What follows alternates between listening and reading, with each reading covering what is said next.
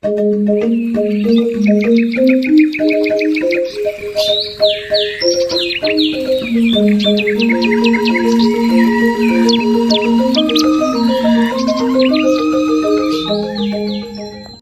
Oktober 2025, kami kelompok 3 meneliti ritual purnama yang ada di Pura Agung Sanggabuana. Di tempat ini, setiap sudut pura berdetak bersama alam. Udara membawa aroma dupa menandai tibanya waktu sakral.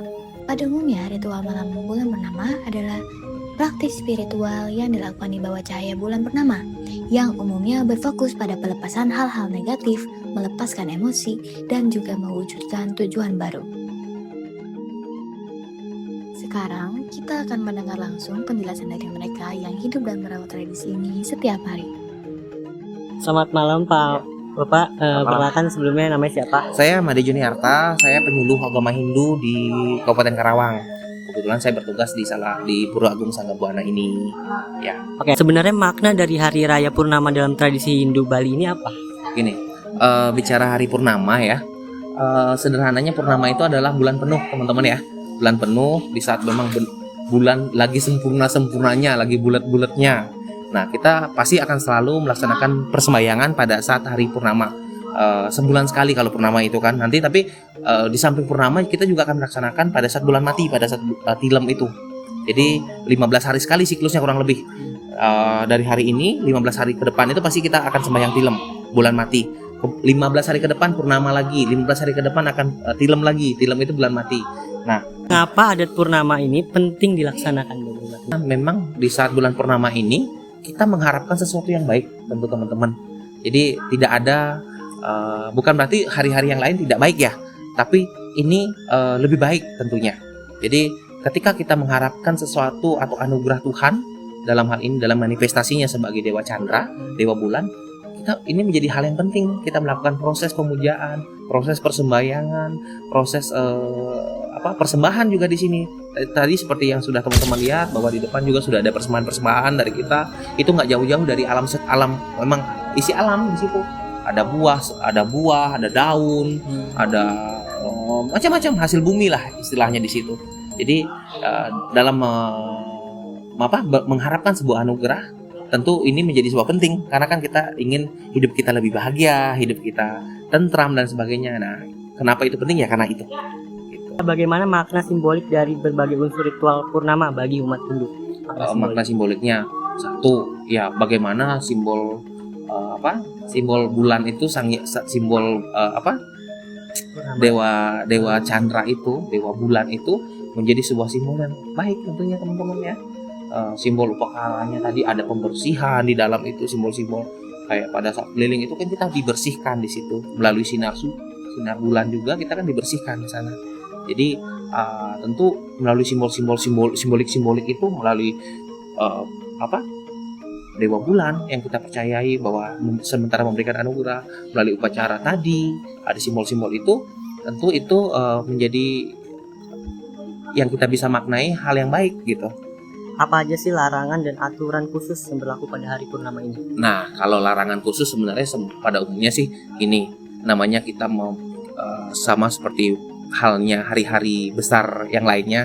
Satu, yang paling nggak boleh ya gimana? Kita jangan berbicara kotor pada saat kita kan anggap ini hari yang lebih spesial dari hari lain ya. Kita tentu harus menspesialkan juga mulai dari hal-hal kecil. Bagaimana kita nggak berkelahi, berpikiran kotor, berperilaku yang kotor dan sebagainya. Kita harus menjaga diri pada saat ini. Jadi agar apa? Agar anugerah itu bisa masuk. Kalau kita nggak menutup diri pada saat kita anggap hal yang baik, ya tentu kan hal yang baik pun nggak akan bisa masuk ke dalam diri kita kan gitu ya. Gitu. Jadi sederhananya sih gitu. Bagaimana kita bisa menjaga diri, bisa menguasai diri lah. Kadang-kadang kan kita nggak bisa menguasai diri kita sendiri. Out of control ya kadang-kadang ya, lepas kontrol kita kan. Nah, padahal hal sederhana kita bisa nggak menguasai diri. Nah, tentu di sini kita evaluasi bagaimana di saat bulan purnama di hari-hari suci yang kita anggap kita bisa menguasai diri kita, tidak berbuat yang jahat, tidak berbicara kotor, tidak menyakiti orang lain. Jadi benar-benar pure di sini kita bisa mengevaluasi diri, merenungi diri agar bisa menjadi yang lebih baik lagi gitu teman-teman. Jadi pantangannya itulah pokoknya sesuatu hal yang kotor atau tidak baik jangan dilakukan di bulan purnama gitu. Nah, selain dari sisi adat dan spiritualitas, kami juga ingin tahu makna dari filosofi yang mereka lakukan yang ada di dalam ritual ini. Seperti Nah, tadi kan saya melihat di situ ada yang kayak nyiram-nyiram iya. orang-orang itu apa itu Nah, sebenarnya? itu kalau untuk penyiraman itu tentu itu untuk pembersihan. Ya dari bagaimana tadi ada air, ada dari apa namanya juga dari air kelapa, itu kan air kelapa salah satunya yang warna kuning itu.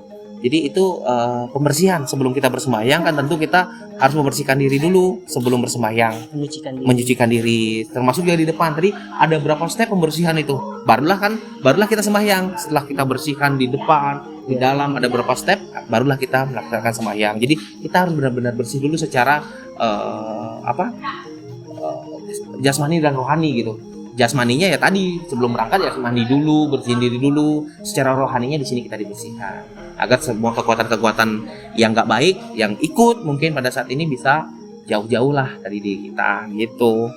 Saya juga ada yang maju-maju kayak gitu itu kayak yang buat perempuan. Oh, yang perempuan itu termasuk pembersihan. Pembersihan juga. Iya, pembersihan. Nah, karena yang pertama dibersihkan itu adalah semuanya. Baru itu kan airnya sama. Jadi dikelilingi dulu, yang kita anggap tempat yang suci dulu yang dibersihkan pakai air yang sama, barulah next ke kitanya gitu. Nah, terakhir air yang terakhir itu baru adalah kita permohonan anugerah. Yang terakhir banget kan, tadi itu ada yang diminum. Jadi kayak doa gitu. Ya, itu air yang sudah kita doakan bersama-sama. Jadi kita sebagai bukti bahwa kita sudah selesai melakukan sembahyang, kita minum air itu 3 kali, kita sapu 3 kali juga di dalam kayak usap dah di wajah 3 kali gitu. Jadi yang pertama itu pembersihan, air yang terakhir itu setelah sembahyang itu adalah membuktikan bahwa kita lagi istilahnya kita gini, air yang sudah diberkati oleh Tuhan gitu. Jadi kita sudah minum berarti sudah masuklah berkat-berkat Tuhan yang hal-hal baik itu kepada diri kita gitu. Misalnya di Hindu itu tokoh-tokoh agama itu seperti apa, kayak orang-orangnya kan ada penyuluh gitu. Tugasnya apa nanti? Oh gitu. Yang pertama di sini kalau saya sebenarnya penyuluh itu kan sebenarnya saya kan bukan secara langsung berada di pura ya. Saya sebatas adalah orang yang membantu pura, orang yang membantu umat sebagai perpanjangan Kementerian Agama. Jadi secara struktural di pura itu saya nggak ada sebenarnya. Nah, yang di pura itu di sini tokoh-tokohnya kita pertama ini nih, ada yang baju putih itu ketua pura. Ketua pura. Jadi ketua Sukaduka namanya. Di sini ketua Sukaduka Banjar Sanggabuana. Jadi sekaligus juga beliau sebagai pemangku di sini. Pemangku itu adalah orang yang bisa memimpin persembahyangan. Jadi multitasking jadinya multitasking. Kalau yang tadi yang memimpin sembahyang itu kita bilang pemangku atau bahasa agamanya pinandita ada atau orang yang bertanggung jawab terhadap proses ritual yang berlangsung di dalam pura gitu. Jadi itulah yang akan bertanggung jawab secara penuh memimpin persembahyangan sampai dengan selesai gitu. Tokoh-tokohnya ada pemangku, ada Serati Banten. Kalau Serati Banten itu ibu-ibu biasanya yang bertanggung jawab secara penuh untuk mempersiapkan bahan-bahan ritual gitu. Jadi yang kita atur-aturkan itu Serati Banten yang nyiapin, udah disiapin, wajib itu H-1, H-2 itu harus udah siap. Jadi udah dipersiapkan. Pada saat hari H, pemangkunya yang memimpin proses persembahyangannya. Jadi ada 2 sih yang memang berperan penting dalam proses proses persembahyangan. Pertama Serati Banten, orang yang menyiapkan sarana prasarana untuk persembahyangan. Kedua pemangku, orang yang memimpin jalannya persembahyangan sampai dengan selesai. Ngomongin soal bahasa tadi, yang bahasa yang digunakan oleh pemangku tadi itu nah itu kita gunakan adalah bahasa Sanskerta. Jadi itu merupakan sebagai bahasa agama ya. Itu tidak menjadi bagian bahasa daerah, bahasa negara enggak. Jadi dia adalah sebagai bahasa agama. Iya, jadi contoh kayak di Indonesia sendiri kan banyak mengadopsi bahasa Sanskerta kan, Bhinneka Tunggal Ika dan sebagainya, itu beragam banget. Bhinneka Tanana Dharma Mangruwa termasuk TNI juga banyak banget menggunakan bahasa Sanskerta itu yang kita adopsi sampai saat ini. Hindu mengadopsi itu termasuk dalam rangkaian upacara ritual doa-doanya. Tapi apakah nggak harus bahasa itu? Ya kalau memang bisa pakai bahasa itu, kalau nggak bahasa Indonesia aja cukup. Tuhan kita yakini bahwa Tuhan semua bahasa pun dia paham gitu kan. Jadi masa lebih pinter kita sih gitu kan. Jadi tapi untuk lebih pasnya karena kita menggunakan bahasa itu. Tapi kalau nggak, orang-orang yang belum bisa menggunakan bahasa itu cukup dalam hati berdoa, memohon hal yang baik, cukup sudah. Pertama mungkin saya jelasinnya menurut agama Hindu dulu ya. Jadi menurut ajaran agama Hindu ini ceritanya, maksudnya filosofinya. Jadi ceritanya Dewa Chandra ya. Dewa Chandra itu sedang bersemedi. Jadi bersemedi. Jadi pada saat semedinya itu adalah dianggap waktu yang baik atau waktu yang baik untuk kita melaksanakan kayak persembahyangan gitu. Jadi itu secara filosofi agama Hindu ya. Tapi kalau kita lihat di balik itu, jadi para resi zaman dahulu itu ya, itu sudah merasakan bahwa, maksudnya mereka kan ilmu spiritualnya tinggi ya. Jadi mereka bisa merasakan bahwa di bulan purnama atau di bulan mati ya, itu emang energi di bumi itu pasti meningkat. Itu bisa dilihat dari kalau air laut kan pasang kalau dia bulan purnama kan ya. Itu kenapa? Karena ada daya tarik gravitasi dari bulan kan, makanya dia pasang. Nah, kalau kita yang zaman sekarang kan mengerti teknologi itu, tapi para resi zaman dulu mereka sudah bisa merasakan energi itu. Energi itu berpengaruh pada diri manusia juga. Jadi energi alam semesta itu pasti berpengaruh juga pada tubuh kita. Makanya energi itulah di istilahnya kita bersembayang supaya energi itu menjadi energi baik gitu ya. Dari sisi ritual ya, artinya ritual yang biasa, ritual purnama ini yang termasuk biasa dan sederhana. Bagaimana Pak? Karena purnama ini kalau secara di Hindu adalah bersembayang yang berjangka waktu kan, yang bertempo 14 hari. Jadi setiap harinya sih ada juga bagaimana kita berhubungan dengan Tuhan yang disebut di Hindu itu Trisandhya kan. Ada secara Hindu itu 3 kali kita menghubungkan diri dengan Tuhan. Itu yang setiap harinya. Begitu juga untuk berperiode yang nggak bisa tiap hari. Saya mengambil yang ada waktu kayak ini kan, jatuhnya kan 14 hari. Iya. Nah, selang itulah yang ini. Artinya boleh dibilang fleksibel, nggak bisa tiap hari, 14 hari ada. Ada juga yang meningkat lagi 6 bulan. Ya, seperti kita menabung di bank. Ada tabungan harian, tabungan berjangka. Adanya pura ini tuh membantu nggak sebagai titik temu umat-umat Hindu yang ada di sekitar sini?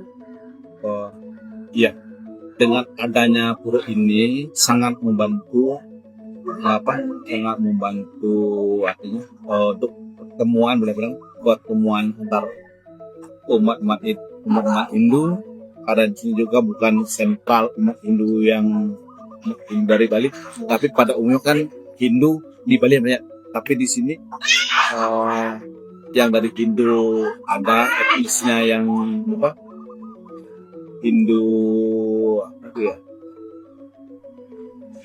Hindu boleh dibilang istilahnya Hindu Nusantara. Iya. Semua sudah di sini pertemuannya. Kalau dalam Hindu musim keramainya di tempat ibadah ini. Nah, tempat ibadah kalau di Hindu kan tidak berfungsi secara khusus untuk ke Tuhan saja, karena di kita kan itu konsep prihita karana itu kan, bagaimana berhubungan dengan Tuhan, bagaimana berhubungan dengan sesama, bagaimana berhubungan dengan alam. Demikianlah rangkaian wawancara mengenai ritual purnama malam ini. Dari setiap penjelasan kita melihat bagaimana tradisi ini menjadi ruang bagi masyarakat untuk kembali menyelaraskan diri dengan alam dan nilai-nilai spiritual yang mereka pegang. Terima kasih kepada para narasumber yang telah berbagi pengalaman dan juga makna. Semoga wawancara ini memberi kita pemahaman baru tentang pendekatan manusia dengan cahaya purnama.